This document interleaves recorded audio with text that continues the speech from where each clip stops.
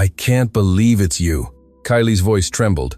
Standing before her, at the entrance to her small, rundown fibro shack with its peeling paint, was the man she had sworn never to see again.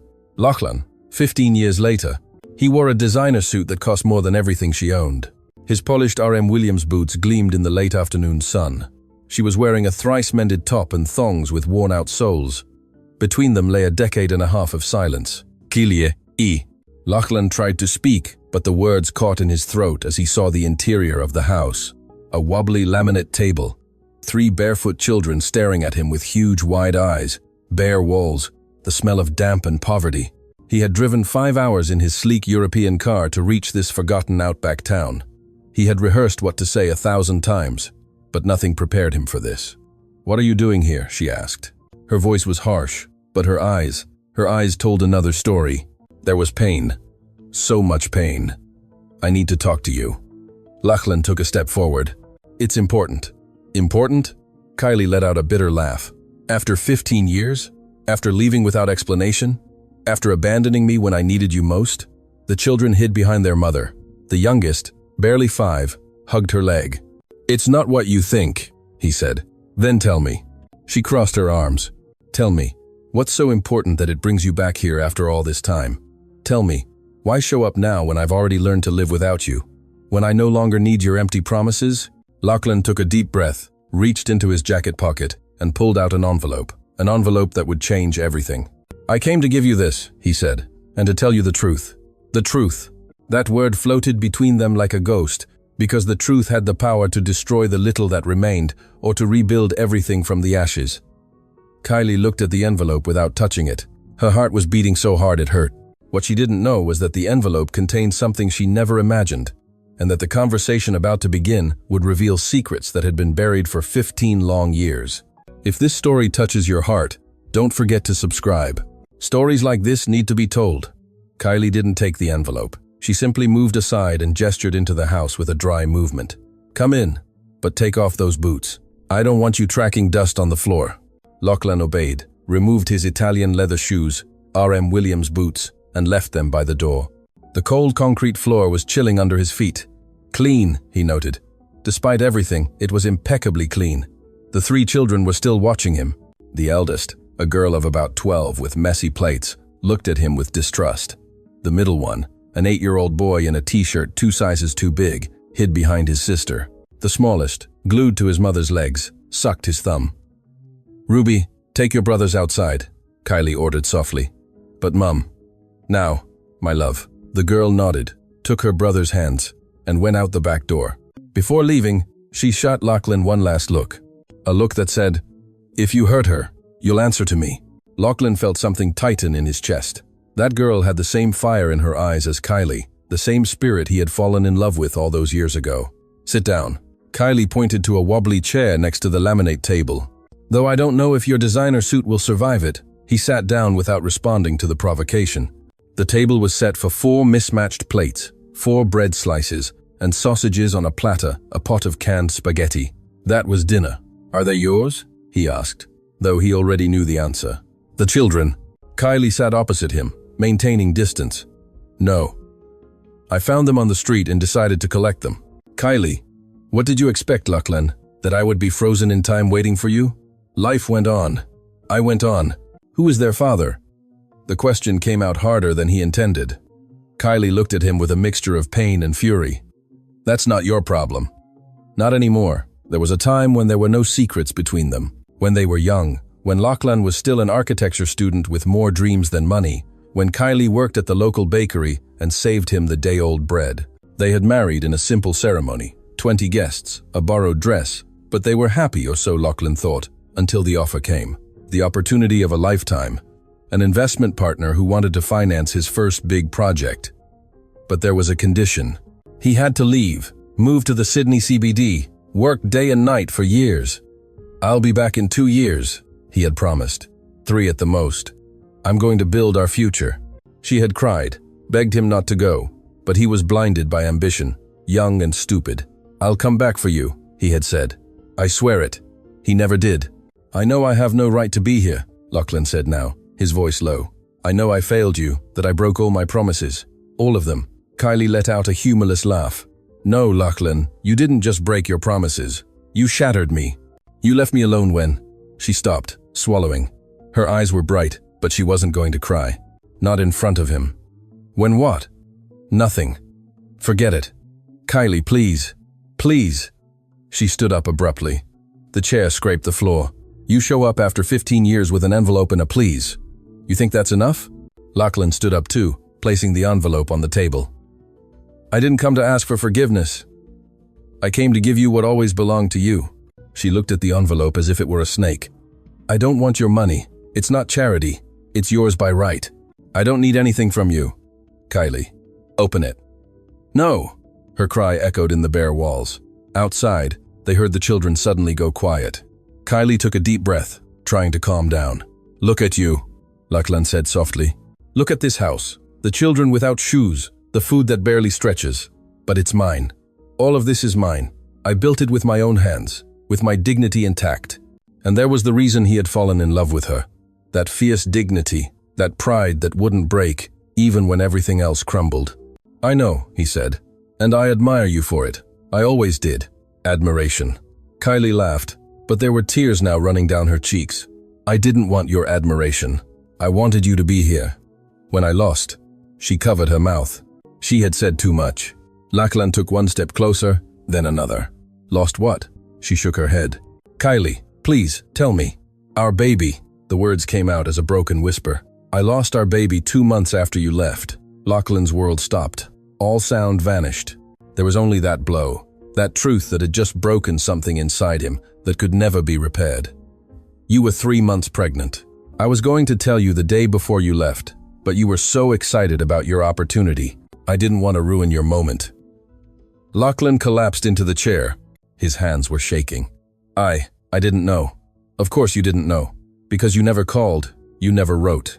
You disappeared as if we had never existed. The envelope lay on the table between them. A white rectangle containing secrets, secrets that could change everything, or destroy the little that was left. Open it, Lachlan said, his voice broken. Please. After music, that if you want me to leave, I will, and you'll never see me again. Kylie looked at the envelope. Her hands trembled as she reached for it. What she was about to discover would change everything she thought she knew about these 15 years of abandonment. Kylie opened the envelope with trembling hands. Inside were documents, many documents. She spread them out on the wobbly table, one by one.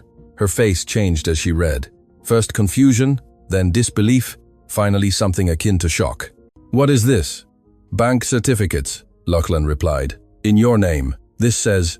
Kylie reread, as if the words might change. This says $20 million. Yes. Are you mad? She threw the papers onto the table. Do you think you can buy me? That you can show up here with money and erase everything? It's not that. Then what is it? Lachlan stood up and walked to the window. Outside, the 3 children were playing in the dusty yard. Ruby was pushing her brothers on a swing made from an old tire and rope. When I left, he began. We signed papers, remember? We signed a lot of things. The marriage certificate, the mortgage on the house you never finished paying off. No, other papers. My partner, the investor, insisted. He said it was protection, that if anything happened to me, you'd be covered. Kylie frowned, trying to remember. I was so excited about you going off to fulfill your dream that I signed without reading. I trusted you. That document stipulated that 50% of everything I earned would automatically be yours, whether we were together or not.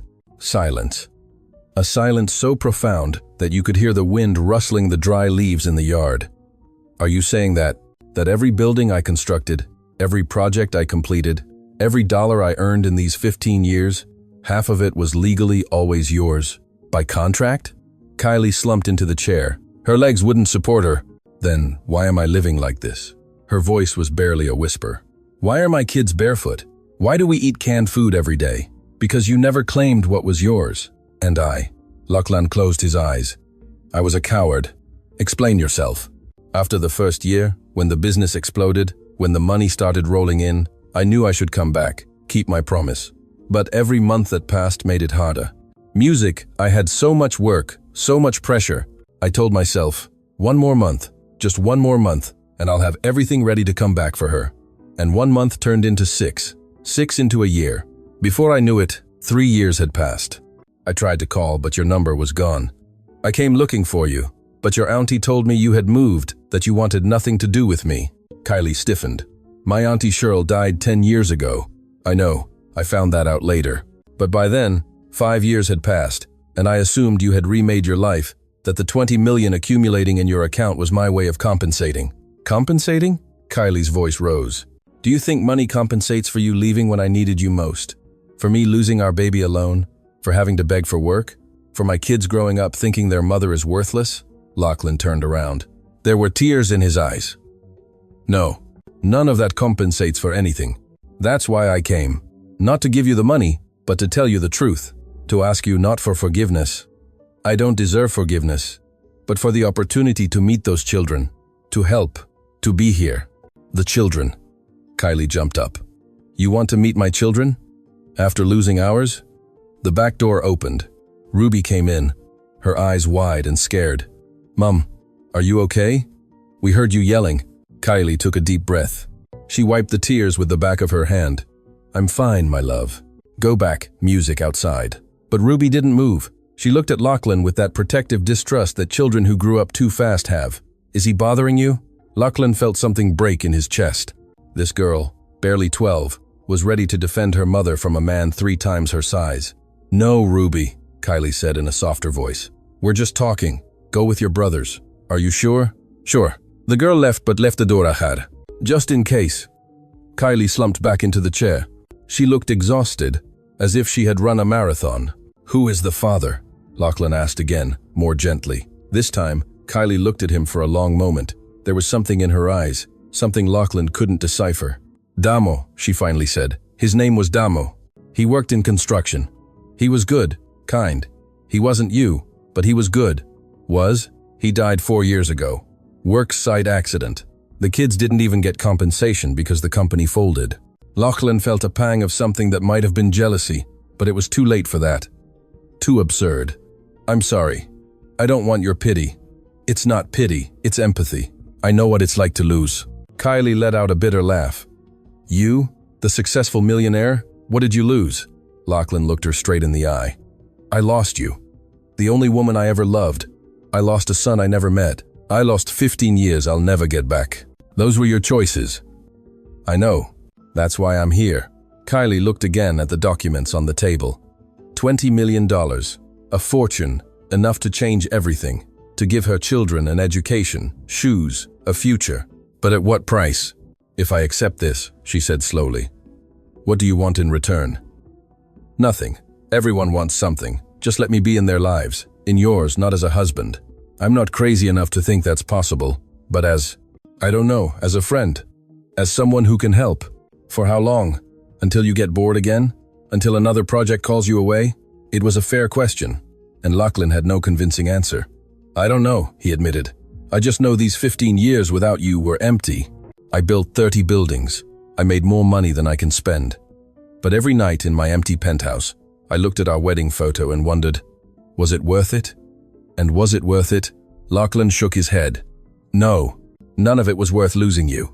Outside, the sun was beginning to set. The children ran inside, their cheeks red and their hair messy. They stopped when they saw Lachlan still there. Mom, we're hungry, said the middle boy.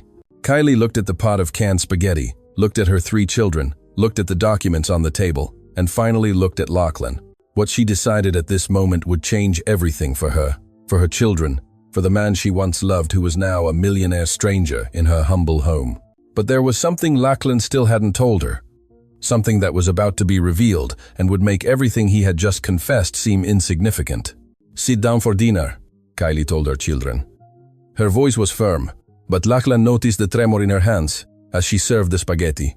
The 3 children settled at the table. Ruby helped the youngest climb onto his chair.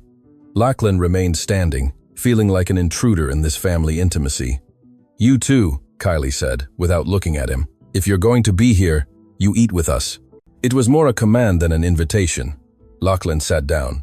Dinner was silent. The children ate quickly, clearly hungry. Ruby split her bread slice in half and gave a piece to her youngest brother. A gesture so natural it was obvious she did it every day. Lachlan could barely swallow. Every bite tasted of guilt. When they finished, Ruby started clearing the plates. "Let me help you," Lachlan offered. "No need," the girl replied coldly. "Ruby, don't be rude," Kylie gently reprimanded her. "But Mum, we don't know him." "I know, my love, but he's an old friend." Ruby looked at him skeptically. At 12, she had already learned to distrust old friends who appeared out of nowhere. After washing the dishes in a tub of cold water, Kylie took the children to their room. Lachlan heard their soft voices, the usual ritual, a story, prayers, goodnight kisses. When she returned, the moon was already out. The house was lit only by an oil lamp. The electricity had been cut off again. "They sleep fast when they're tired," Kylie said, sitting down opposite him. "When you've worked from sunrise to sunset." Ruby works too. She helps at the town store 3 days a week after school. She earns enough for her school books. Lachlan felt something break in his chest. She's 12, and she's tougher than most adults.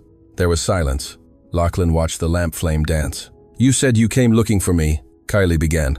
"That my Auntie Cheryl told you I'd moved." "Yes." 3 years after I left. "Your Auntie Cheryl." "Yes." Kylie leaned forward, her eyes bright in the lamplight. "Lachlan, my Auntie Cheryl died 2 years before you left." Lachlan's world stopped. "What?" "Auntie Cheryl, my mother's sister, died of cancer when I was 20, 2 years before we got married. But I talked to her. I went to her house. A woman with gray hair, tied in a bun, who lived in the blue house at the end of the main street." Kylie turned pale. "That wasn't my Auntie Cheryl." "Then who?" "Auntie Bev." The name came out as a whisper. Damo's aunt. His father's mother. Lachlan didn't understand any of this. It makes no sense. "Why would your Damo's aunt be in that house? Why would she lie to me?" "Because I was with Damo." Kylie sat down again, her hands trembling. "When you came looking for me 3 years after you left, I had just met Damo. It had only been 2 months. But Auntie Bev was very protective of her family. When she saw a rich man in a fancy suit asking for me, she assumed you were coming to cause trouble, to ruin what her nephew was building with me." Lachlan ran his hands through his hair. His mind raced. "So she lied to me, told me you'd left to keep me away." "Yes, and you didn't know I had come looking for you." Kylie shook her head, tears running down her cheeks. "I never knew. Auntie Bev never told me.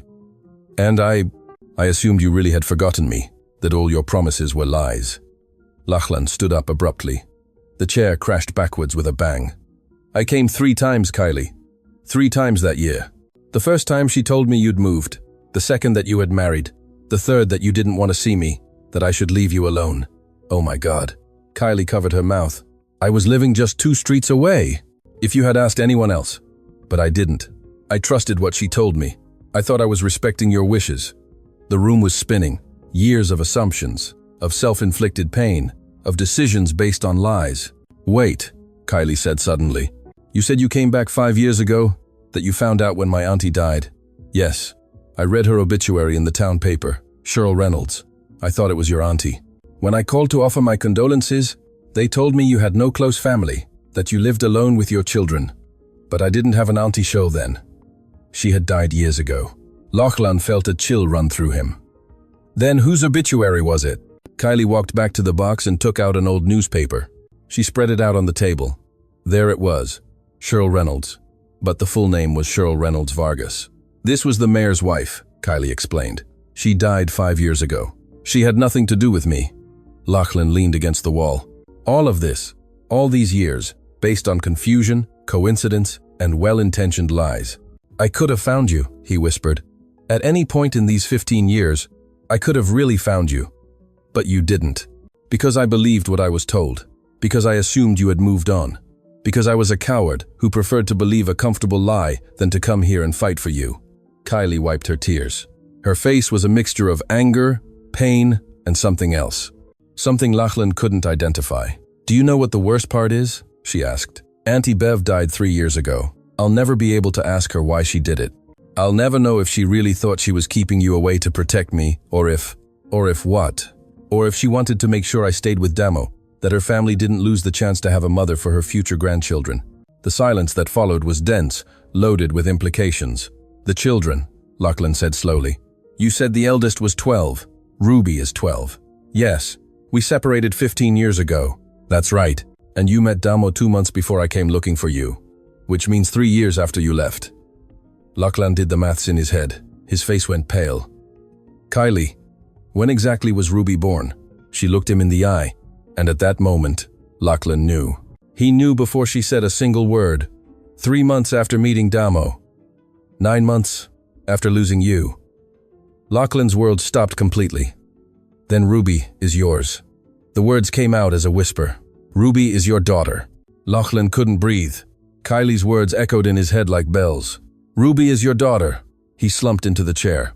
His hands were shaking so much he had to press them against his knees.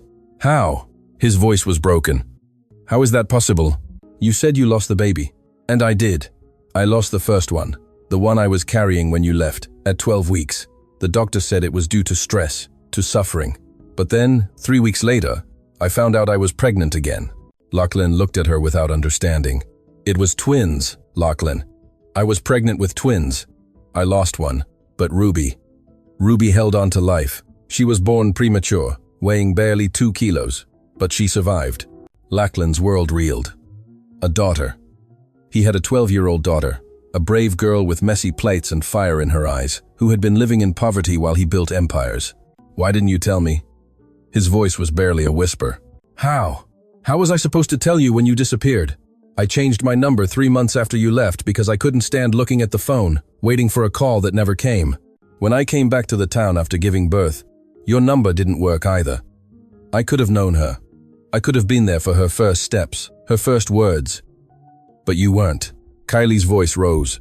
You weren't there when she was born blue, and the doctor said she might not survive the night.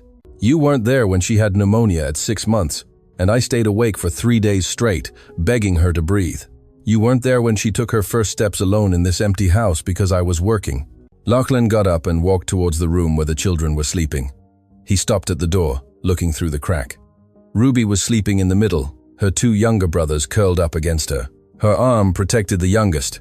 She looks like you, Kylie said from behind him. She has your nose, your stubbornness, your way of frowning when she's concentrating. Does she know? No.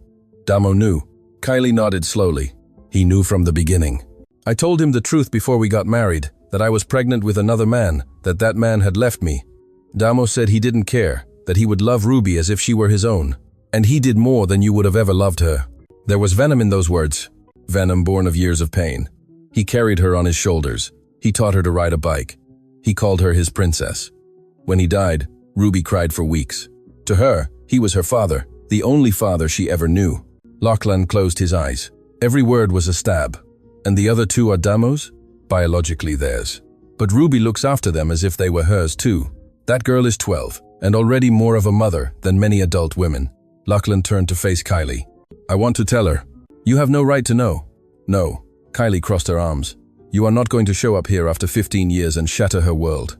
Shatter it. Kylie, look where she lives. Look how she dresses. Don't you think she deserves to know she has a father who can give her everything? Everything? Kylie laughed without humor. Are you music going to give her time?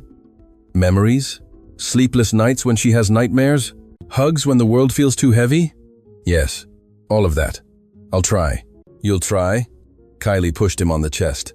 It was a weak gesture, but loaded with years of fury. My daughter doesn't need tries. She's had enough abandonment for a lifetime. I won't abandon her. That's what you said about me. The blow landed. Lachlan recoiled as if he had been slapped. A noise made them turn around. Ruby was at the bedroom door, awake, with huge eyes in the darkness. Why are you fighting? Her voice was small, vulnerable, nothing like the fierce girl from before. Kylie ran to her. It's nothing, my love. Go back to sleep. I heard yelling. Ruby looked at Lachlan with distrust. Who is he, Mum? Why is he here? Kylie opened her mouth, but no words came out. She looked at Lachlan with panic in her eyes. Lachlan knelt down to be at Ruby's level. The girl took a step back, shielding herself behind her mother. My name is Lachlan, he said softly. I'm an old friend of your mum's. Why are you making her cry? The question was direct, accusing, and fair, because sometimes when adults talk about things from the past, it hurts. But it's not her fault, it's mine. Ruby studied him with those eyes that were so much like his own. My dad said that real men don't make women cry. Lachlan felt as if a knife had been plunged into his heart. Your dad was right, and I'm sorry. Ruby, please go back to bed, Kylie pleaded. Is he going to stay? I don't know. Ruby looked at Lachlan one last time. Then, with the seriousness of someone much older than 12, she said, "If you stay, don't make my mum cry again. She's cried enough." She returned to the room, closing the door softly behind her. Kylie collapsed back against the wall, sobbing. Lachlan approached uncertainly and finally dared to put a hand on her shoulder. She didn't pull away. "She's just like you," he whispered. "Strong, brave, protective. She's better than me, better than both of us." They stayed like that for minutes, or perhaps hours.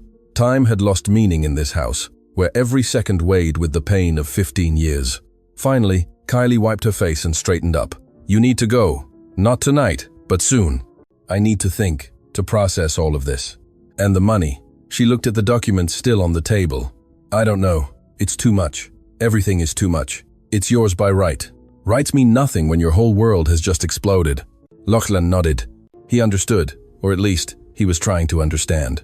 "Can I come back tomorrow?" "I don't know. Please, just to talk. To meet her. Them. Her." Kylie closed her eyes. When she opened them, there was a tired determination in them. "There's something else you need to know." "What?" "Ruby is sick." The world stopped again. It seemed everything Lachlan learned tonight came with a devastating emotional cost. Sick? Her heart. She was born with a defect. The doctors said she would eventually need surgery. That eventuality arrived 6 months ago and I don't have the money for the operation. It costs more than I'll earn in my entire life. Lachlan felt as if the air had been ripped from his lungs. "How serious is it? If she doesn't have the operation in the next few months?" Kylie couldn't finish the sentence. She didn't need to. "I'll pay for the operation now. Tomorrow. Whenever it's needed." "It's not that simple." "Why not?" "Because if you suddenly show up with money to save her life, she's going to ask questions I don't know if I'm ready to answer." "Then tell her the truth." "What truth? That her real father abandoned her before she was born? That he only showed up when he discovered she had money in her name? That he could have been here all this time but chose not to be?" Every word was a bullet, and they all hit the mark. "You're right," Lachlan said, his voice broken. "In everything. But that doesn't change the fact that my daughter is sick, and I can save her. Our daughter. Kylie walked to the window. Outside, the moon illuminated the dusty yard where her children played every day. "Give me a week," she finally said. "A week to talk to her, to prepare her. What if we don't have a week? According to the doctors, we have 3 months, maybe 4. And you're willing to risk that?" Kylie turned around. Her face was a mask of pain. "I've risked everything for her from the moment she was born." "What have you risked?" There was no answer for that. Because the truth was, Lachlan hadn't risked anything. He had played it safe. He had built his empire while his family crumbled. "I'll come back tomorrow," he said. "And every day after that, until you let me be a part of their lives, in whatever way, no matter what. And my company, my projects, they can go to hell. I have 15 years to make up for." Kylie looked at him for a long moment, searching for sincerity, searching for the catch, searching for the man she had once loved in this millionaire stranger who was now in her house. "All right," she finally said. "Come back tomorrow at 4. After Ruby gets home from school." It was a chance, small, fragile, but a chance. Lachlan nodded and walked to the door. He put on his expensive boots, which now seemed obscene in this place of humility. "Lachlan!" Kylie called out when his hand was on the handle. He turned around. "If you break her heart, if you disappoint her like you disappointed me, there won't be enough money in the world to protect you from me." It wasn't an empty threat. It was a promise. And Lachlan believed her. "I won't," he said. "I swear it. I don't believe your oaths anymore." Lachlan stepped out into the night. His luxury car waited on the dirt road, an obscene contrast to the humble houses around. He sat inside, but didn't start the engine. He simply looked at Kylie's house. The lights went out one by one, until only darkness remained. He had a daughter who was dying. A daughter who didn't know him. A daughter who loved another man as her father, and he only had days to change 15 years of absence. What Lachlan didn't know was that someone else had been watching that night. Someone who had heard every word. Someone whose presence would change everything again. Because in a small town, secrets never stay buried for long. Lachlan didn't sleep that night. He stayed in the only hotel in town. A modest room with thin walls and a sagging mattress, so different from his penthouse in the city. But it wasn't the discomfort that kept him awake. It was the image of Ruby, his daughter, sleeping between her brothers, protecting them even in dreams, with a sick heart that he must save. At 6 in the morning, someone knocked on his door loud, insistent. He opened it to find a woman in her 40s with her hair tied in a tight plait and eyes burning with barely contained fury. "You're Lachlan?" It wasn't a question. "Yes." "Who are you?" "Tracy, Damo's sister." She pushed the door open and walked in without waiting for an invitation. "And I've come to tell you to get out of this town before you destroy the little my sister-in-law has left." Lachlan closed the door and turned to face her. "I don't know what you heard." "Music, I heard everything. Kylie's windows are thin, and I live in the house next door, the house that was my brother's. The house from where I looked after those children when Kylie worked 18 hours a day to feed them." Lachlan felt the weight of the accusation. "Then you know Ruby is my daughter. I know you abandoned Kylie while she was pregnant, that my brother was the man who was there when you weren't, that Ruby called Damo dad until his last breath. And I respect that.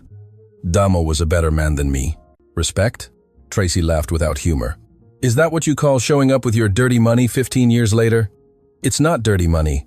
It's money that legally belongs to Kylie. And you think that makes you better? Do you think money erases 15 years of absence? No, but it can save Ruby's life."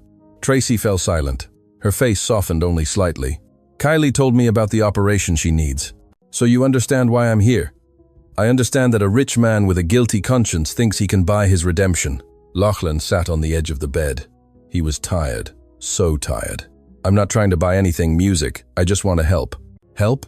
Tracy came closer.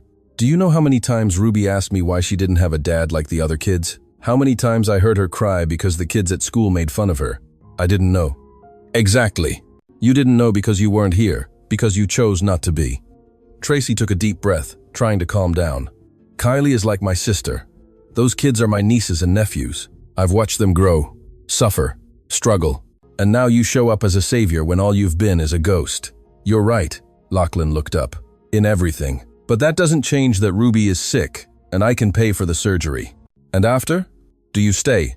Or do you disappear again when your conscience is clear?" "I'm staying." "For how long? A week? A month? Until your business calls you back?" "As long as it takes." Tracy studied him, searching for lies, searching for the catch.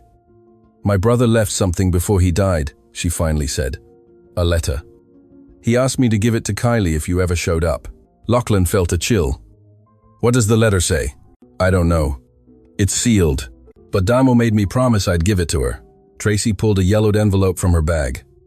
"I was going to give it to Kylie this morning, but I wanted to see you first, to see what kind of man you are." "And what do you see?"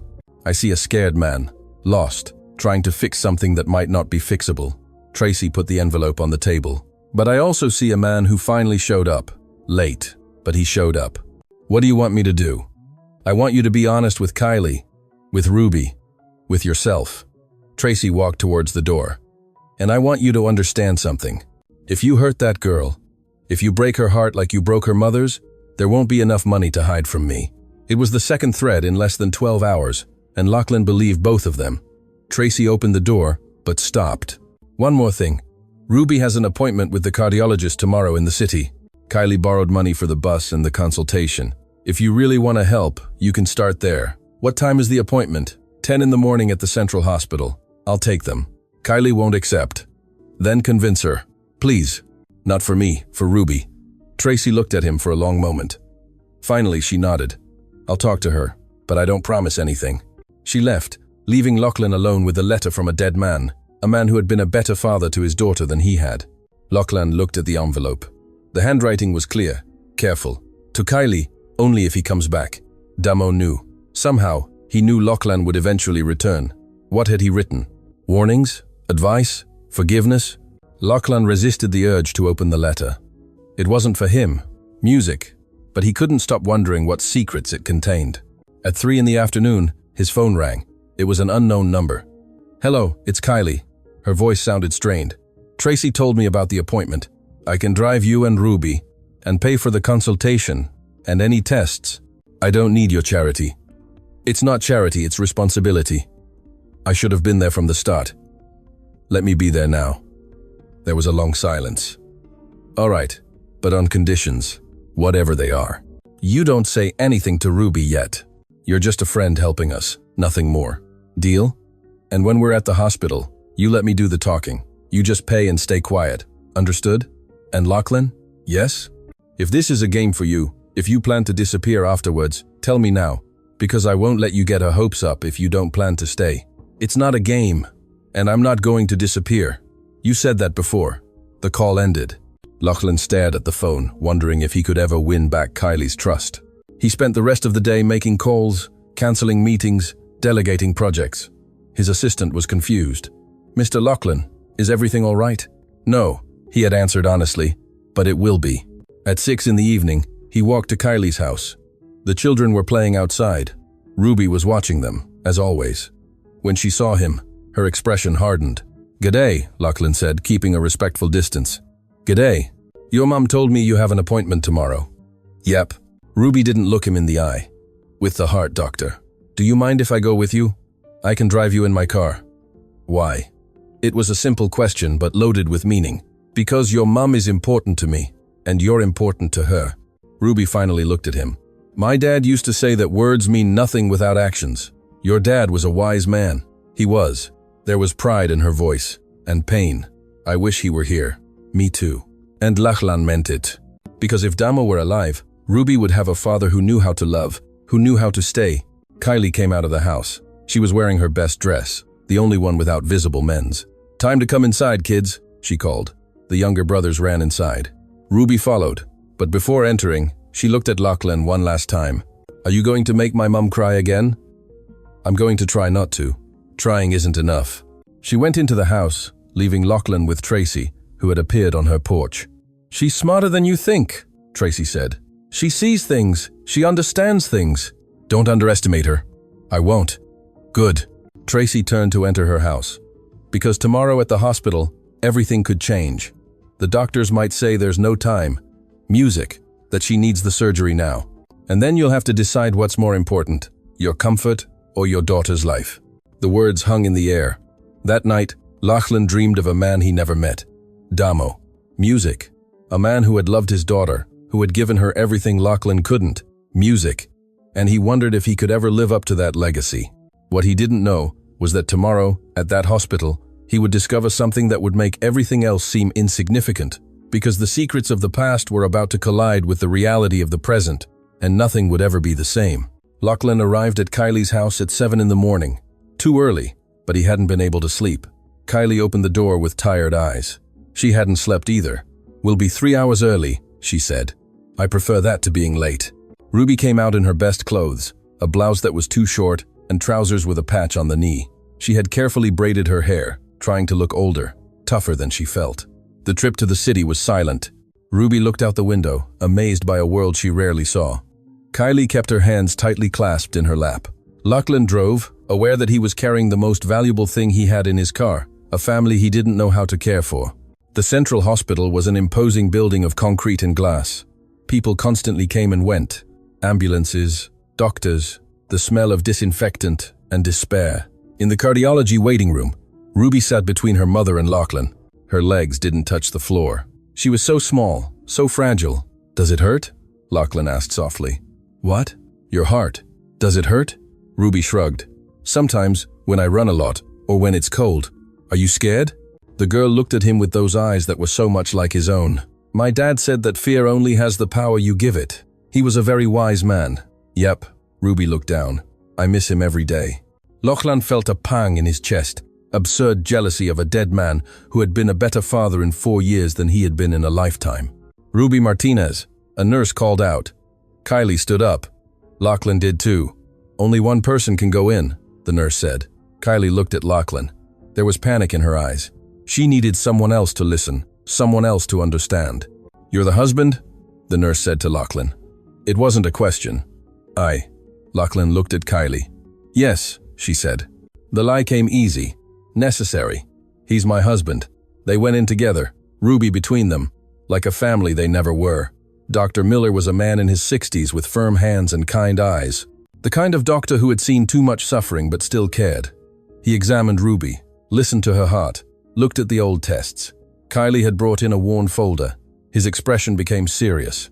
"I need to do new tests today." "What is it?" Kylie asked, her voice trembling. "The valve is deteriorating faster than expected. Much faster." "What does that mean?" Lachlan leaned forward. The doctor looked at both of them, then at Ruby, who had gone very still. "Ruby, can you wait outside with the nurse?" I need to talk to your parents." The girl nodded. She was too mature for her age. She knew the news was bad. When the door closed, Dr. Miller took off his glasses. "Your daughter needs urgent surgery. Not in 3 months, in 3 weeks. A month at most." Kylie put her hand over her mouth. And, if not? Her heart could fail at any moment. Too much exertion, too much emotion. Anything could be the trigger. "How much does the surgery cost?" Lachlan asked. "With the preliminary tests, the specialized equipment, the recovery, we're talking about $800,000, perhaps $1 million AUD. Kylie broke down. It was more money than she would see in her entire life. "I'll pay," Lachlan said immediately. The doctor nodded without surprise. He had seen this scenario many times. "There's another problem." "What?" "Ruby's blood type is very rare, AB negative. If there are complications during surgery, we'll need compatible donors, and reserves in the blood bank are low." "I'm O negative," Lachlan said. Kylie looked at him in shock. "How do you know your blood type?" "I get regular checkups. Part of my routine." The doctor made a note. "That's good, very good, but we would need at least 2 compatible donors, just in case." "I'll do whatever it takes," Lachlan said. "Good. I'm going to schedule the tests for today. We'll have the results tomorrow. If everything is as I suspect, we'll schedule the surgery for 2 weeks from now." 2 weeks. 14 days for Lachlan to meet his daughter, for her to accept him, for her to understand that he wasn't a stranger trying to buy his way into their lives. They left the consultation room. Ruby was sitting, swinging her legs, trying to look brave. "What did the doctor say?" she asked. Kylie knelt in front of her. "You need an operation, my love. Soon." "Am I going to die?" "No." Kylie's voice broke. "No, because we're going to fix that heart. We have the money." "Yes." Kylie looked at Lachlan. "We have help." Ruby followed her gaze. She studied Lachlan with those 2 wise eyes. "Why are you helping us?" It was the $1 million question, and Lachlan didn't have an answer he could give. Not yet. "Because it's the right thing to do. No one does anything just because it's the right thing to do. There's always a reason." "Ruby," Kylie gently reprimanded her. "No, it's okay." Lachlan knelt down too, meeting her level. "You're right. I have reasons, and one day, if you let me, I'll tell you all of them. But for now, you can trust that I just want to help." Ruby looked at him for a long moment. "Does my mum trust you?" Kylie hesitated. Lachlan saw the doubt in her eyes. The question wasn't whether she trusted him to pay for the surgery. It was whether she trusted him to stay, not to break more hearts. "I'm learning to trust again," Kylie finally said. It wasn't a yes, but it wasn't a no either. The tests took hours, echocardiograms, x-rays, blood tests. Ruby was brave. She didn't cry once, although Lachlan saw how she clenched her fists when the needles pricked her. By the time they finished, it was night. Ruby was exhausted. She fell asleep in the car on the way back, her head resting on her mother's shoulder. "Thank you," Kylie whispered in the darkness. "You don't have to thank me." "Yes, I do. Because despite everything, you showed up when we needed you most. 15 years late. Better late than never." Lachlan wasn't sure he believed that, but he didn't argue. When they arrived back in the town, it was already midnight. Lachlan carried Ruby inside. The girl woke up halfway. "Dad," she mumbled, still asleep. Lachlan's world stopped. "You're home, my love," Kylie quickly said, taking Ruby from his arms. But it was too late. Lachlan had heard that word, that unconscious wish. Ruby opened her eyes completely. She realized what she had said. Her face went red. "I'm sorry. I was dreaming." "It's okay," Lachlan said, though he felt as if someone had squeezed his heart. "No, it's not okay." Tears were running down Ruby's cheeks now. "You're not." She ran inside to her room. Kylie followed her. Lachlan remained on the porch alone, listening to the muffled sobs of a girl who missed her father, a father who wasn't him. Tracy appeared on her porch. "I heard about the hospital. How is she?" "Bad. She needs surgery in 2 weeks." "And you're paying?" "Yes." "And after?" "After you save her life." "What then? Do you tell her the truth?" "Do you expect her to call you Dad?" Lachlan sat on the steps, burying his face in his hands. "I don't know what to do. Do it right. For once in your life, do the right thing." Tracy went into her house, but before closing the door, she added, "And read Damo's letter. Maybe he has the answers you're looking for." Lachlan looked at the envelope he had kept in his pocket, the letter from a dead man. A man who had known how to love when Lachlan only knew how to run. He opened it with trembling hands. The first words hit him like a punch. Lachlan, if you're reading this, it means you finally came back. Good, because there's something Kylie never told you, something only I knew, and now you have to know it too. Lachlan read, and with every word, his world crumbled a little more, because what Damo had written would change everything, absolutely everything. If you want to know how this incredible story ends, subscribe now. Don't miss the conclusion. The letter trembled in Lachlan's hands. Damo's words were written in clear, deliberate handwriting, as if he had taken his time, as if he knew every word mattered. Lachlan, if you're reading this, it means you finally came back. Good, because there's something Kylie never told you, something only I knew, and now you have to know it too. The baby Kylie lost, Ruby's twin, didn't die from stress. He died because Kylie tried to take her own life. 2 weeks after you left, when she found out she was pregnant, she took pills. Not many, just enough to sleep forever, enough not to wake up to the pain. Her neighbor found her. They called an ambulance. The doctors saved Kylie and one of the babies, but the other didn't survive.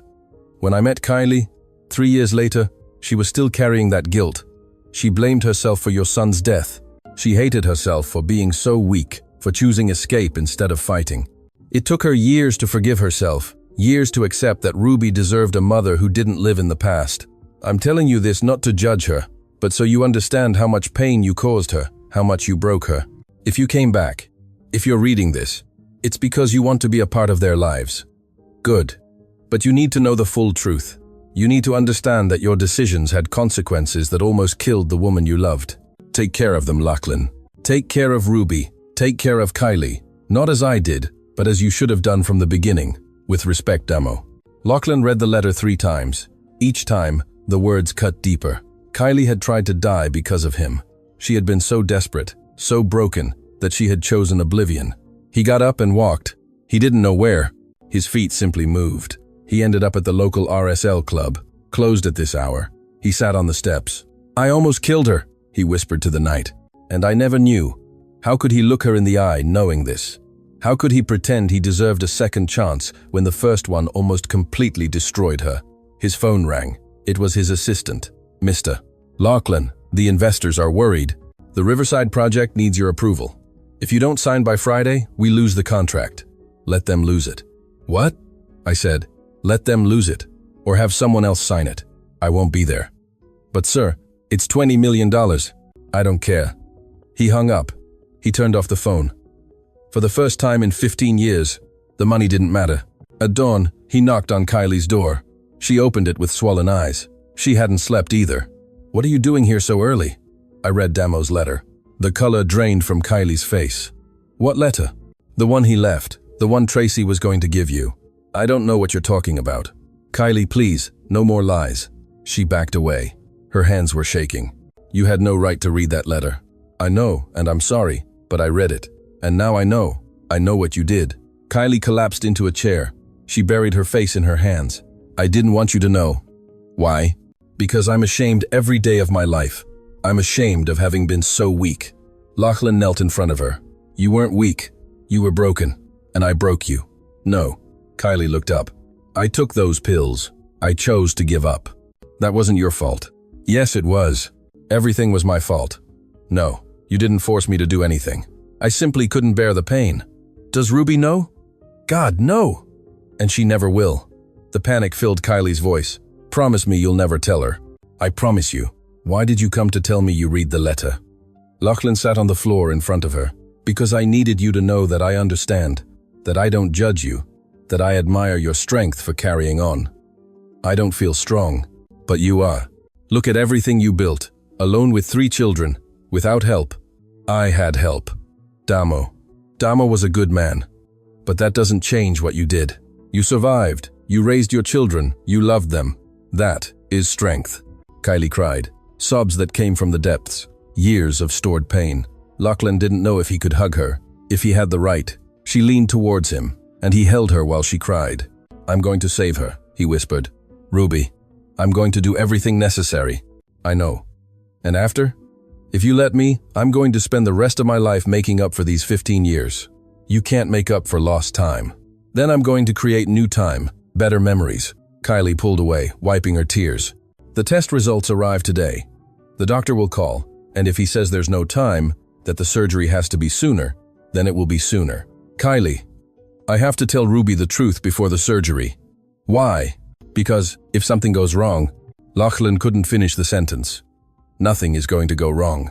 But if it does go wrong, she deserves to know that her father loved her, that he always loved her, even when he didn't know she existed. Kylie closed her eyes. Give her one more day. Just one day to be a normal girl, before her world changes forever. All right. One day. Kylie's phone rang. It was the hospital. Yes. Her voice was trembling. She listened. Her face went pale. I understand. Yes, we'll be there. She hung up. She looked at Lachlan with eyes full of fear. The results are worse than they thought. They want to operate tomorrow morning. If we wait any longer, the risk is too high. Tomorrow, we have to be at the hospital at 6 in the morning. One day. They had one day to prepare. One day for Ruby to know the truth. One day for Lachlan to be a father for the first time. I'm telling her today, Lachlan said. Tonight. Are you sure? No. But it's the right thing to do. Kylie nodded, stood up, and walked towards the room where the children were sleeping. Then, prepare yourself, because when you tell her, everything will change for all of us. Lachlan spent the day preparing. He called the hospital, paid everything in advance, ensured they had the best surgeon, the best nurses, the best equipment. He called his lawyer, changed his will. If anything happened to him, everything would go to Kylie and the children. He called his mother, whom he hadn't spoken to in months. Mum, I have a daughter. What? A 12-year-old daughter, and she's having heart surgery tomorrow. His mother cried. He made her promises he wasn't sure he could keep, but she gave him her blessing.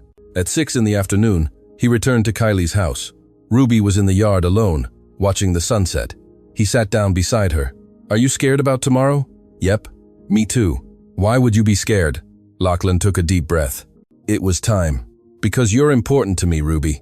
More important than you can imagine. I barely know you. That's not entirely true. Ruby looked at him, those eyes so much like his own. What do you mean? Lachlan looked towards the house. Kylie was at the window. She nodded, giving him permission. Ruby, there's something I need to tell you. Something you should have known a long time ago. The girl tensed up. What? I knew your mom many years ago, before you were born. We were married. Ruby jumped up. You're the one who left? Yes. The one who abandoned her? Yes. The one who made her cry all those nights I heard her? Every word was a bullet. But Lachlan took them all. Yes. And now you're coming back to play the hero? No. I'm coming to tell you the truth. What truth? Lachlan stood up, looking at this fierce, brave, broken girl. That you are my daughter, Ruby. I am your father. The world stopped. The wind stopped blowing. The birds stopped singing. Ruby looked at him. Then she looked towards the house where Kylie had come out onto the porch. Mum. Her voice was small, scared. Kylie nodded, tears running down her cheeks. It's true, my love. Ruby looked at Lachlan, at Kylie, back at Lachlan, and then she ran not towards them, but away, into the bushland, anywhere but here. Lachlan started to follow her, but Kylie stopped him. Leave her. She needs to process. What if she doesn't come back? She'll come back. She always comes back. They waited for an hour, too. When Ruby returned, her eyes were red, but her face was set. Are you going to leave me again? She asked Lachlan. No. How do I know? You don't know. You can only give me a chance to prove it. Ruby looked at him for a long moment. All right, but if you leave me, if you leave us, I'll never forgive you. I won't leave you. She went into the house, leaving Lachlan and Kylie in the silence of the night. She knows now, Kylie said. Yes, and now what? Now we save her. Tomorrow, the surgery, the moment that would determine if Lachlan would have the chance to be a father or if he would lose everything before he even began. 5 in the morning. The house was silent. Lachlan hadn't slept. He stayed in his car all night, keeping watch, making sure nothing bad happened before dawn. At 5:30, the lights in the house came on. Kylie came out first, then Ruby. The girl was carrying a small bag. She walked as if she were going to school, as if this were a normal day. But her eyes told another story. Fear. So much fear. Ready? Lachlan asked. Ruby nodded. She hadn't spoken since last night, since she learned the truth. Tracy came out to say goodbye. She hugged Ruby tightly. You're the bravest girl I know. You're going to be fine. What if I'm not? Don't say that. But what if I don't wake up? Tracy looked at Lachlan with eyes that said, This is your fault. Fix it. You're going to wake up, Lachlan said. I promise you. You can't promise that. You're right. But I'm gonna be there the whole time, and when you wake up, I'll be waiting for you." The trip was silent. Ruby looked out the window. Kylie squeezed her hand. Lachlan drove too fast, then too slow. He didn't know how to handle this terror. At the hospital, a full team greeted him. Nurses, doctors, everything moved very fast. "Mr. Lachlan, thanks for arriving early. We need you to sign these documents," Lachlan read. "Risks, complications, possibility of death." He signed with a trembling hand. "Mrs. Martinez, we need you to sign too." Kylie took the pen, stopped. "What if I make the wrong decision?" "You won't," Lachlan said. "How do you know?" "Because you're her mother, and mothers always know," Kylie affirmed. Tears blurred her vision. They took Ruby to a prep room, put a gown on her, attached an IV line. The girl didn't cry, but she squeezed her mother's hand so hard her knuckles were white. "Mum, if I don't wake up, don't say that. But if I don't wake up, look after my brothers. Tell them I love them. You're going to tell them yourself. And Mum, forgive me." "For what?" "For not being enough. For costing you so much money.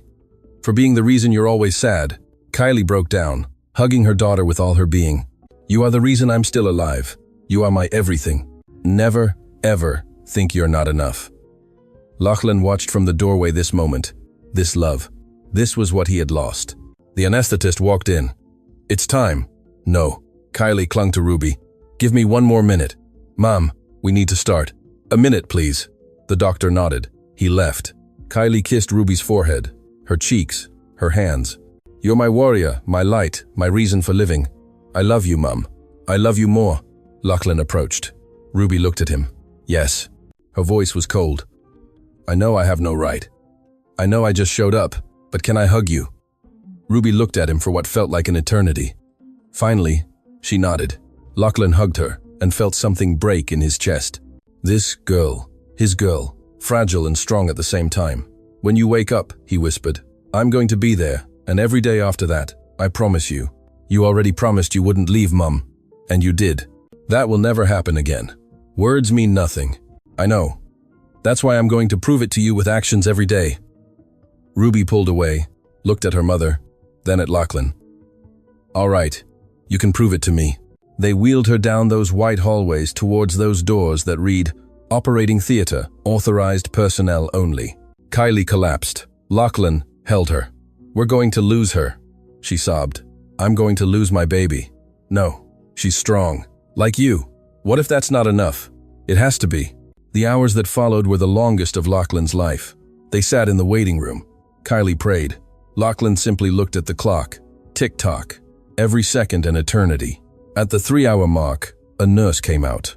"Family of Ruby Martinez." "Yes." Kylie jumped up. "There are complications. They're losing a lot of blood. We need the donor. Now." Lachlan ran behind the nurse. They took him to a room. They drew blood fast, efficient. "Is she okay?" he asked. "They're doing everything they can." It wasn't an answer. It was an evasion. He returned to the waiting room. Dizzy. Weak. Kylie saw him and ran to him. "What happened?" "Complications. They needed blood." Oh God. They sat. They waited. Hour 4, hour 5. Finally, the doors opened. Dr. Miller came out. His gown was stained with blood. His face was tired. Kylie couldn't breathe. The doctor took off his mask. The surgery was successful. Kylie collapsed. Lachlan held her as she sobbed with relief. "But," the doctor continued, "the next 24 hours are critical. Her body suffered a lot. She lost a lot of blood. If she makes it through tonight, she'll be fine. Can we see her? She's in recovery. In an hour, you can see her, but only for a few minutes." They left, leaving Lachlan and Kylie in that limbo between hope and terror. "She survived," Kylie whispered. "Yes, but we can still lose her." "We're not going to lose her." "How do you know?" "Because she's your daughter, and you don't give up." "She won't either." They waited. Every minute weighed tons. Finally, they were allowed in. Ruby was surrounded by machines, tubes, wires. Her chest rose and fell with the help of a ventilator. She looked so small, so fragile. Kylie approached, taking her hand. "I'm here, my love. Mum's here." Lachlan stayed back, observing this scene he should have witnessed 12 years ago. The birth, the first days, all the moments he missed. "You can come closer," Kylie said without looking at him. "I don't want to intrude. You're her father. You have the right." Lachlan moved to the other side of the bed. He touched Ruby's hand. It was cold. "Hello, Princess," he whispered. "You fought well. We're proud of you." The monitors constantly beeped. The respirator did its job. A nurse walked in. "You need to leave. She needs to rest." "Can we stay nearby?" Kylie asked. "There's a waiting room on this floor. You can stay there." They left slowly, as if leaving the room was abandoning her. In the waiting room, Kylie sat down, exhausted, broken. "Thank you," she said. "For what?" "For your blood. For the money. For being here. You don't have to thank me for doing what I should have done from the beginning. But you're doing it now. That counts." Lachlan sat down beside her. "Kylie, I need to ask you something." "What?" "Damo's letter. When he said you tried, that you took pills. Did you ever think of doing it again?" She looked at him, surprised by the question. "No. Never. There were dark moments when Damo died, when I didn't have money for food.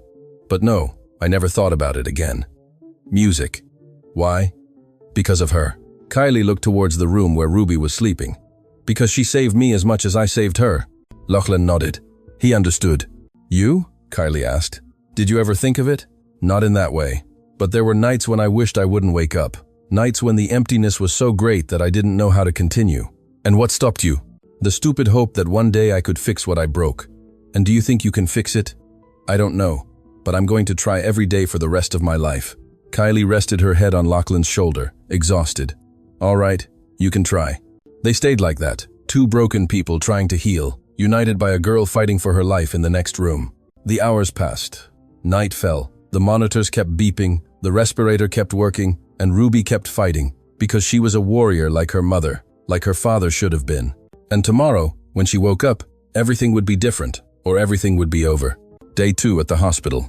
Ruby was still connected to the machines, but her vital signs were stable, strong. "She's fighting," Dr. Miller said on his morning visit. "Her body is responding well." Kylie cried with relief. Lachlan simply looked at his daughter, amazed by her strength. "When will she wake up?" he asked. "Soon. Maybe today, maybe tomorrow. Her body decides." When the music doctor left, Lachlan noticed Kylie was looking at him strangely. "What is it?"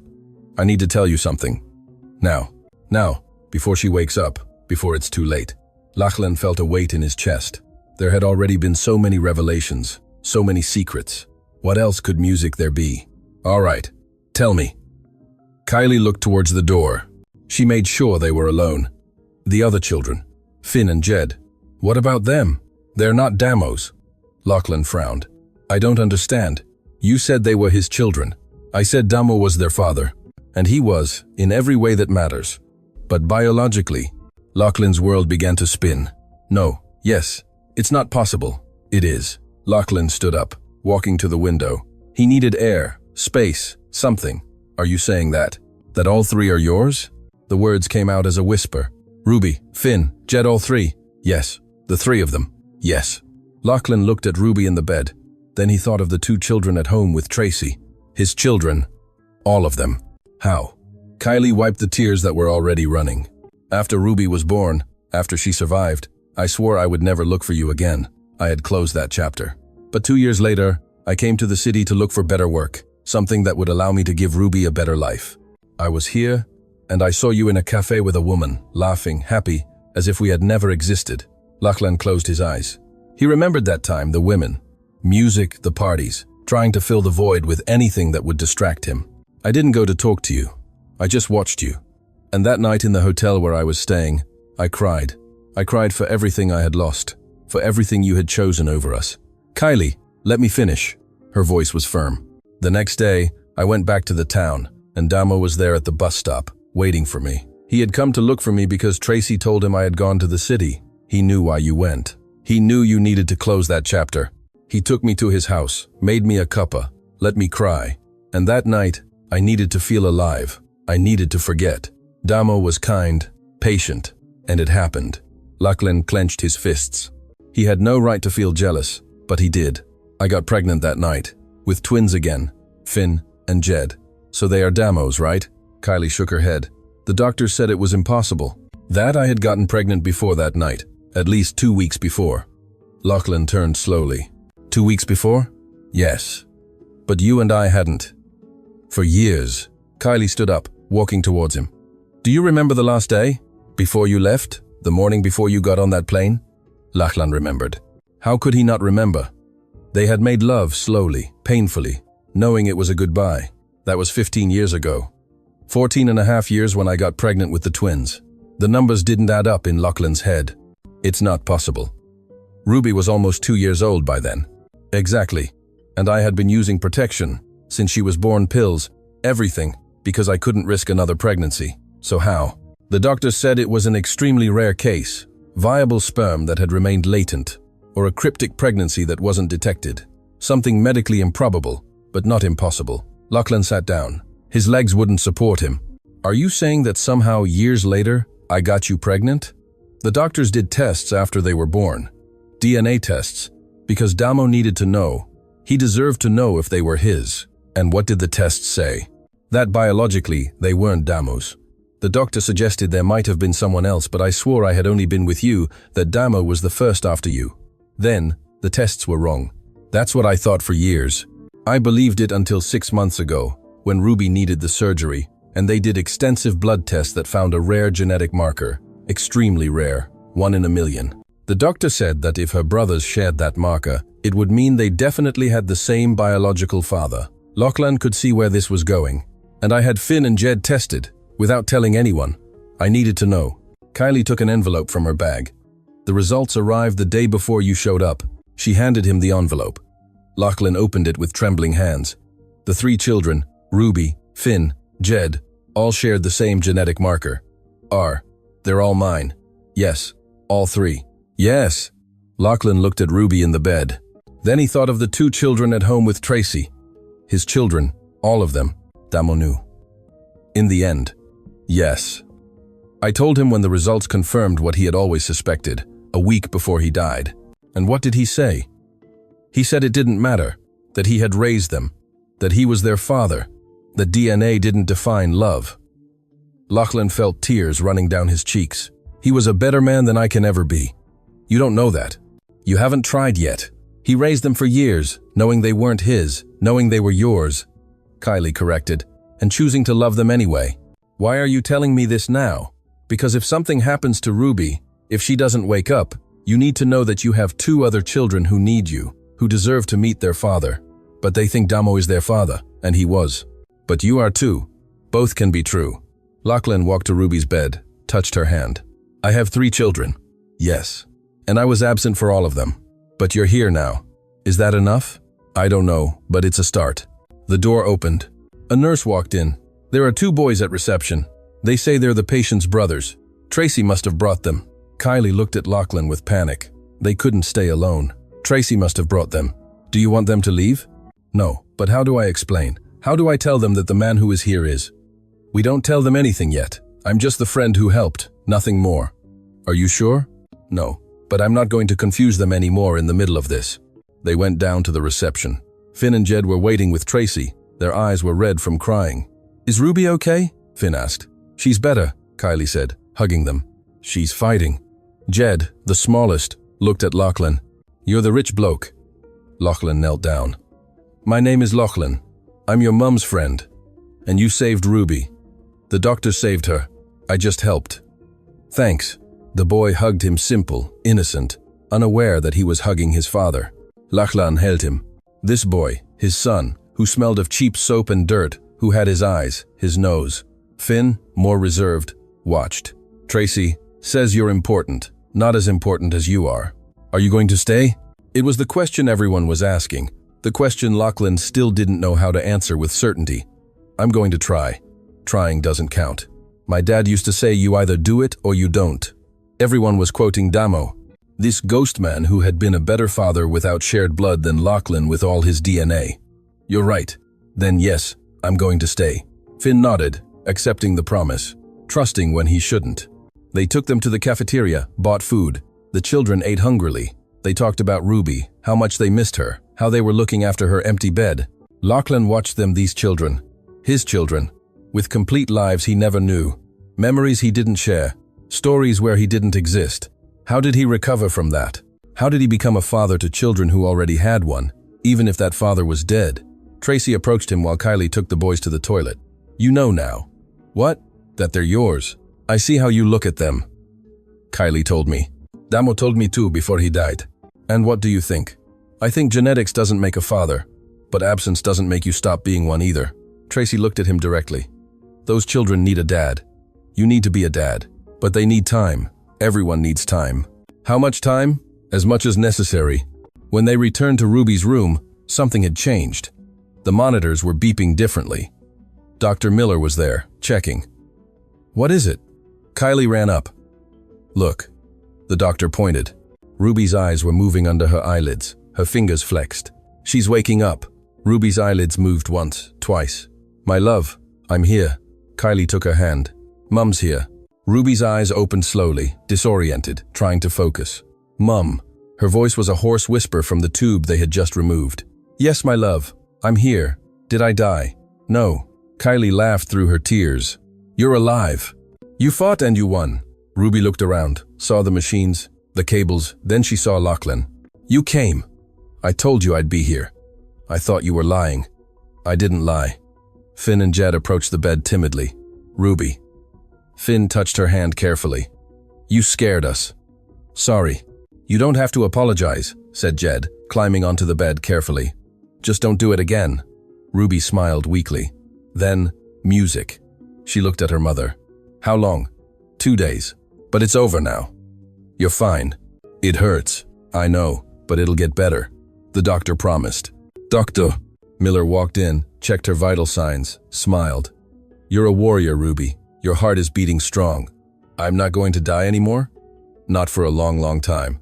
Can I go home? In a few days. We need to make sure everything heals well. When the doctor left, Ruby looked at Lachlan again. Is what you said before the surgery true? What part? That you're my dad. The boys froze. Kylie did too. Ruby, it's not the time, Kylie began. I want to know. I almost died. I deserve to know. She was right. She had fought for her life. She deserved the truth. Yes, Lachlan said. I am your father. Biologically. Finn looked at Lachlan, then at his mother. What does that mean? It means that a long time ago, before you were born, I met your mum, Lachlan explained carefully. And we loved each other, but I made a terrible mistake. I left when I shouldn't have. And now you're back? Finn asked with distrust. Yes. For how long? Forever. That's what my friend Carlos's dad said. He left after 2 months. The childish observation cut deeper than any adult accusation. I understand you don't trust me. You shouldn't. Not yet. Jed, the youngest, looked at Lachlan with curious eyes. Are you my dad too? Kylie quickly intervened. Jed, it's complicated. No, Lachlan interrupted. He had made a decision. It's not complicated. Yes, Jed, I'm your dad too. And Finn's. All 3 of you. Finn looked stunned. All 3 of us? But my dad. My dad, Damo. Damo was your father in every way that matters, Lachlan said firmly. He raised you. He loved you. He taught you. I only shared blood with you, but he was your real dad. Finn processed the information, his eyes filled with tears. I don't want another dad. I want mine. I know. And I'm never going to try to replace him. No one could. Then what are you? Lachlan had no answer. What was he? A stranger with money? An absent father trying to compensate? A broken man seeking redemption? I'm someone who wants to know you, to be in your lives, to help you. If you let me. And if we don't let you? Ruby asked from the bed. Then I respect that. But I won't give up. I'll be here anyway, even if it's from a distance. Ruby looked at him, evaluating, deciding. All right, you can stay for now. Thank you. But we have rules. What are they? You don't make Mum cry. Deal? You don't promise us things you can't keep. Understood? And if you leave again, don't ever come back. The last rule weighed heavier than the other 2 combined. I accept. Kylie watched. Her face was a mixture of hope and terror. Hope that this could work. Terror that everything would fall apart again. Tracy walked in with food, stopping when she saw the scene. The 3 children around the bed. Music. Kylie and Lachlan on either side, like a family. Am I interrupting? No, Ruby said. We finished talking, and we decided to give him a chance, but only one. Tracy looked at Lachlan. Don't waste it. I won't. The following days were a careful dance. Lachlan visited every day. He brought books, toys, but above all, he brought time. He sat with Ruby, listened to her stories, her fears, her dreams. He got to know Finn, who loved animals, and dreamed of being a vet. He got to know Jed, who was constantly drawing, and saw magic in everything, and slowly, very slowly, they began to trust. A week after the surgery, Ruby was discharged. She could go home. Lachlan had prepared something. With Kylie's permission, he had renovated the house, not ostentatiously, but practically. A new roof, working electricity, new beds for the children. When they arrived, Ruby looked around with huge eyes. "You did this? I wanted you to come home to a safe place. It's too much. It's not enough. It will never be enough to make up for the lost years, but it's a start." Finn explored his new bed. Jed found new art supplies. Ruby simply sat on the renovated couch and cried. "Why are you crying?" Lachlan asked, worried. "Because, for the first time in a long time, I'm not scared." "Scared of what?" "That the roof will fall in, that the power will fail, that we won't have enough." Ruby looked at him. "Thank you." It was the first time she had thanked him for anything. "You don't have to thank me." "Yes, I do. Because this means maybe you'll stay." "I'm going to stay." "Promise?" "Promise." That night, while the children slept in their new beds, Kylie and Lachlan sat on the porch.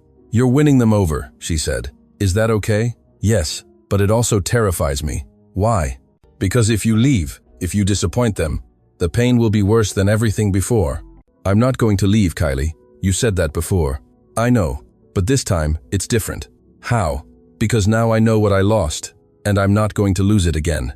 Kylie looked at him, searching for the lie, searching for the catch. She found none. "All right, I believe you. For now." It was enough for now.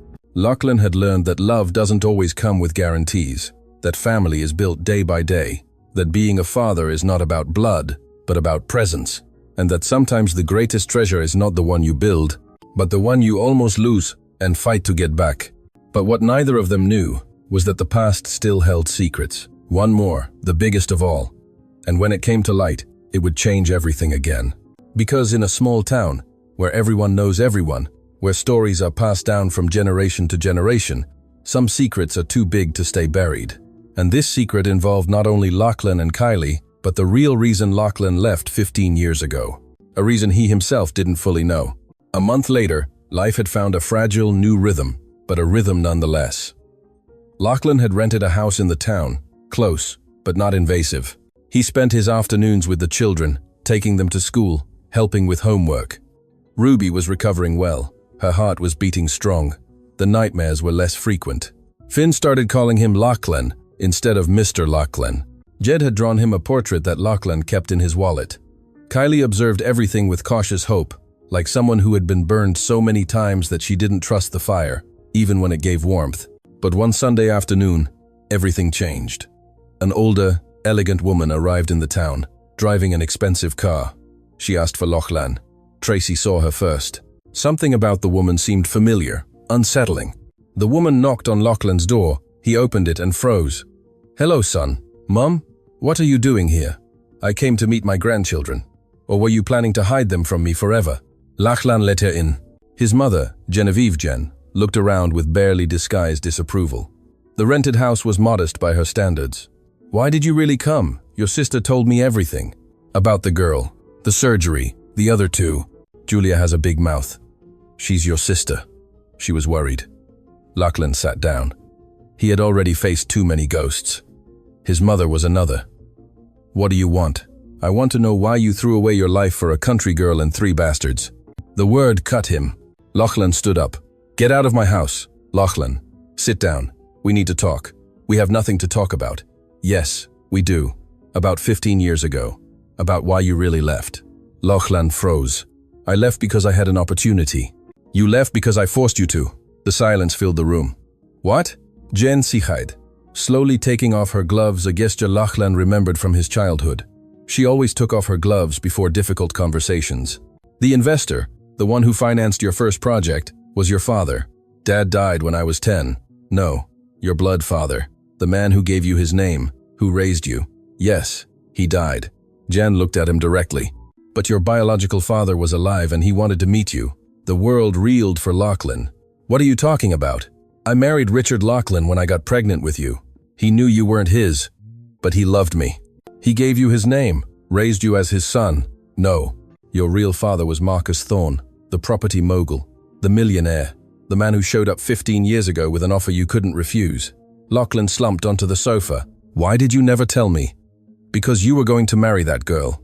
You were going to stay in this forgotten town. You were going to waste your talent. I was going to be happy, Lachlan corrected bitterly. You were going to be poor, and I had fought too hard to get us out of poverty. I wasn't going to let you go back to it. So, what did you do? I told Marcus that you wanted to meet him, that you wanted your inheritance. He set the conditions. If you wanted the money, you had to leave your life here, move, work with him, prove you were worthy. And you were young, ambitious. When I offered you the chance to meet your real father, to be part of his empire, music, you didn't think twice. Lie. I hesitated. Kylie. Kylie was an obstacle, so I made sure you didn't bring her with you. How? Jen looked down. For the first time, Lachlan saw shame on her face. I told Marcus that you were married, that you had commitments. He said it didn't matter, that you could bring your wife. But I didn't want that country girl to ruin your chances. What did you do, Mum? I told you Marcus demanded you come alone, that it was his condition. And to Kylie, I had a letter sent. Lachlan jumped up. What letter? A letter from you, or so she thought, saying you had met someone else, that the marriage had been a mistake, that she shouldn't look for you again. You're lying, I wish. But no. Jen pulled an old paper from her bag. This is the copy I kept. Lachlan read it.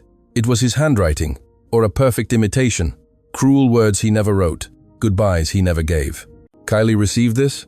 Yes. 3 days after you left. Everything made sense. Why Kylie had changed her number. Why she never looked for him. Why when he finally tried to return, she was already with Damo. You shattered my life. I gave you a better life.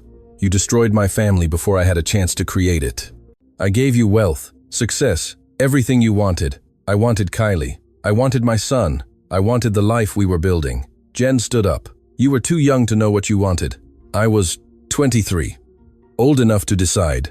And look at you now, millionaire, successful. Are you going to tell me you regret it? Every day of my life. The door opened. It was Kylie. She had heard everything from the porch. It's true. Her voice was trembling. The letter. Lachlan turned around. I never wrote that letter, but I received it. With your handwriting, your signature. My mother forged it. Kylie looked at Gen. Years of pain turning into fury. You took 15 years away from me with the man I loved. I gave my son a future. You took his family. I took away poverty, stagnation, a mediocre life. Kylie walked towards General. 2 women, 2 worldviews, 2 ideas of love. Your son has 3 children who grew up without a father, who cried, wondering why they weren't enough for someone to love them, who saw their mother work herself to exhaustion, who knew hunger, shame, abandonment. That's not my fault. It's exactly your fault. And Lachlan's for believing you. Lachlan stepped between them. Kylie, I didn't know. I know. But you also didn't ask. You didn't fight. You assumed I had forgotten you and moved on. It was true. Painfully true. Jen walked towards the door. I came to invite you home, Lachlan. Your father Marcus died last month. He left you everything, $500 million. But only if you return to the city, if you take over the business. No. What? I said no. Keep the money. Give it to Julia. I don't want it. Lachlan, it's a fortune. It's dirty blood money, bought with lies. I don't want it. You're being ridiculous. I'm being a father, something you never taught me to be. Jen looked at him for a long moment. Finally, she nodded. You'll regret this someday. I already regret many things, but this decision won't be one of them. His mother left, leaving silence in her absence. Kylie sat down. Lachlan did too. 15 years, she whispered. 15 years destroyed by a lie. I'm sorry. It wasn't your fault. Not entirely. I should have fought harder. I should have come sooner. I should have. Kylie put her hand on his. It's over now. We can't change it. Then what do? We move forward with the truth. This time, the door opened. Ruby, Finn, and Jed walked in. They had been with Tracy. Who was that lady? Ruby asked. My mother, Lachlan replied. She looked angry. She was. Why? Lachlan looked at Kylie. She nodded. Because I made a decision she doesn't approve of. What decision? Staying here with you. Forever. Ruby studied his face.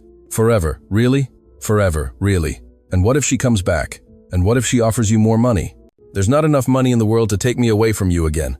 Finn approached shyly. Can we call you Dad? Lachlan's heart stopped. If you want to. But you had another dad, Damo, and he will always be your dad. No one can replace him, but maybe you can have two, one in your memories, and one here. Finn thought, then nodded. All right, Dad. Lachlan. Yed ran to hug him. I have a dad again. Ruby stayed back, watching. Finally, she walked over. One more chance, she said. But it's the last one. I know. Don't waste it. I won't. He hugged her. And for the first time in 15 years, Lachlan felt he was exactly where he should be. 6 months later, Kylie's house now had a new porch. Lachlan had built it with his own hands. He hadn't hired anyone. He did it himself. Every nail, every board. The children were playing in the yard. Ruby, fully recovered, was running with her brothers. Their laughter filled the air. Lachlan and Kylie sat together, watching. Happy? She asked. More than I deserve. Everyone deserves second chances, and we got a second chance. Kylie looked at him. There was love in her eyes, but also caution.